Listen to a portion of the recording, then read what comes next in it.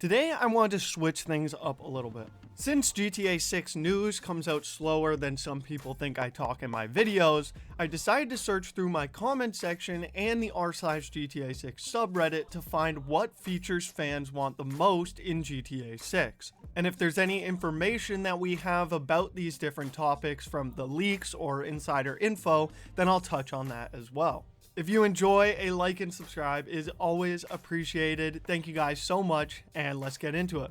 The first feature or addition on our list is also by far the one I saw the most, which is more enterable buildings. It is 100% confirmed that there will be more enterable buildings than say in GTA 5, but it won't be to the extent that I think some people think it will be.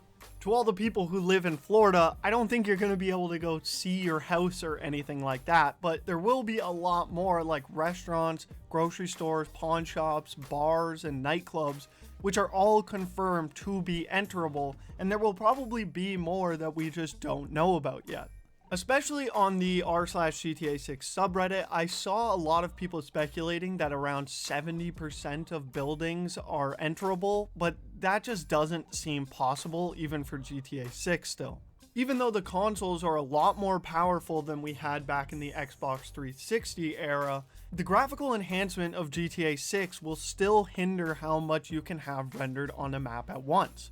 With that said, however, that doesn't mean there won't be a lot. If you take a look at the GTA 6 leak document from 2022, right now they have it at 157 different interiors in GTA 6 and counting. And while that does sound like a lot, we don't know if that includes like gas stations and clothing stores, which we know will be abundant around the entire map. So all in all, I think it's safe to say that there will be a lot more enterable buildings than GTA 5, but we just don't know exactly what that will look like at this very moment. The second feature on our list is improved and more realistic both cop and NPC AI, and this is again something we know Rockstar will add to GTA 6. Like, I think most people would agree that the cops in GTA 5 just don't hold up for today's standard. All they were really programmed to do is shoot on sight or chase you until they've killed you. And apart from some funny one-liners that NPCs have, they really serve no purpose in GTA 5 and they don't add much to the game environment. But luckily for us, we do know that there are huge revamps coming to AI and NPCs within GTA 6. I've already made a whole video dedicated to this topic, so if you want to check it out, the link is in the description. But basically, Rockstar has a bunch of new patents, especially for NPCs and AI within their next game. It's kind of hard to explain without being able to show the leak footage along with this video, but basically it will give NPCs a lot more of a live-like feel. They will be able to do more movement, they'll have different animations, and all in all, they will just feel a lot more realistic than the ones we saw in GTA 5. Cops especially are getting a huge revamp in GTA 6. We know for a fact that cops will now have different responses for different situations. So if you're in a hostage situation where you are holding up a store, they will not just rush into the building and start shooting you like in GTA 5. There's also a really cool mechanic where NPCs will play a role as well. For instance, let's say you commit a crime and then get into a car while there's NPCs around. The NPCs can now tell the cops what vehicle you're in, giving them a full vehicle description. And this can go both ways, like if no NPC sees you, then it'll be harder for the cops because they don't have any description, or if you aren't wearing a mask, then they'll have a full body description and stuff like that. It just sounds like a really cool mechanic. Now our third feature is again something that we've already seen but in Red Dead Redemption 2, and that's better weather. I feel like most of this video is just going to be strictly shitting on GTA 5, so I'm sorry, but in GTA 5, it was either raining or it was sunny out. There was no in between. You would occasionally get a thunderstorm, which was actually like cinematically pretty cool for GTA 5, but it happened so infrequently that you never really remember it. And no, GTA Online snowfall once a year at the end of December does not count as better weather. Now, Red Dead Redemption 2, on the other hand, was like night and day. It had fog, it had dust storms, it had sun showers, it had torrential rain, cloudy days, realistic clouds and lighting. It had everything. And to be honest, I think fans just want GTA 6 to be this realistic, if not a little bit more. Especially being set in the fictional version of Florida, which is well known for having really bad hurricane season. I would love if some hurricane level winds just came through every once in a while and like part of the map is flooded over and my car has been dragged across the street since the last time I came out. Like basically just making the weather adapt and be dynamic towards the rest of the map, I think would be such a cool addition to the game. But of course, now that I've said this, I've just come to learn that apparently Rockstar planned to have hurricanes and tornadoes in the game, but they were scrapped due to tech limitations, so that just ruined my entire day. Beyond that though, this is actually something we don't have any information on. There wasn't any noticeable changes in the leaks that we saw. The closest thing to it is we saw dead leaves that were on the ground, meaning there could be seasons, but other than that, we don't have any concrete info about weather in GTA 6 yet. Now, the fourth feature that fans want the most, which is probably the one I saw second most other than enterable buildings, is extra character customization.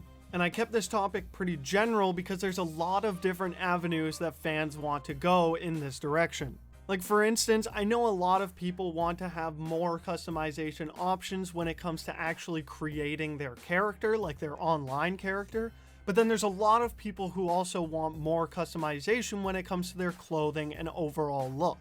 Along those lines, I've also seen a lot of people who are asking Rockstar if they could make their own clothing and their own designs.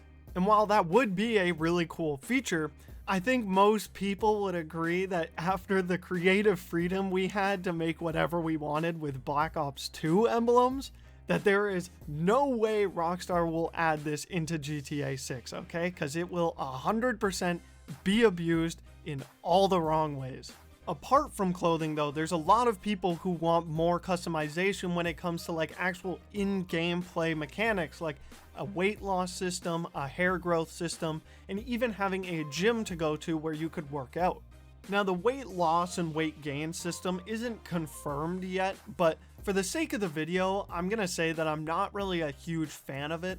If you have to go to the gym in between missions because your character is maybe getting overweight and maybe loses some stamina or something along those lines, I feel like that would get very tedious and annoying. It's almost just a mechanic to halt you from progressing in the game, which is not something I would be a fan of. But if you have different thoughts or different points, leave it down in the comments below. I try to reply to everyone, so yeah, let's move on. Now our last feature actually isn't something they want added, rather taken out, and that's GTA Online to lose the flying bikes and armored vehicles. Now this is actually a really hard topic for Rockstar to combat for a couple reasons. The first one is that there is an overwhelming amount of people who don't want the Oppressor and the Deluxo and armored vehicles that take 19 rockets to destroy. Like most people probably want that gone from GTA Online, but these players who love to have every OP and armored vehicle in the game are also probably the ones spending the most amount of money on shark cards. Because it's either they're spending hundreds of hours grinding for all these different vehicles, or they're spending their money to get them as soon as possible.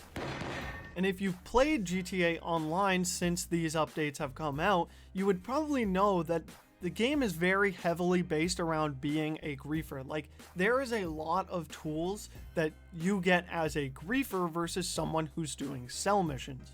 It seems Rockstar is almost encouraging this type of behavior by giving griefers all the tools they could need to do whatever it is they want. I'm not saying only griefers use the Oppressor, because obviously it's very convenient for flying around the map doing missions and whatnot, but a lot of the time that it's brought up, it seems to be from someone complaining about being blown up doing a sell mission, or in general being hunted down by someone using one. And GTA Online was the most successful part of GTA 5, and adding those futuristic vehicles seemed to work out for them.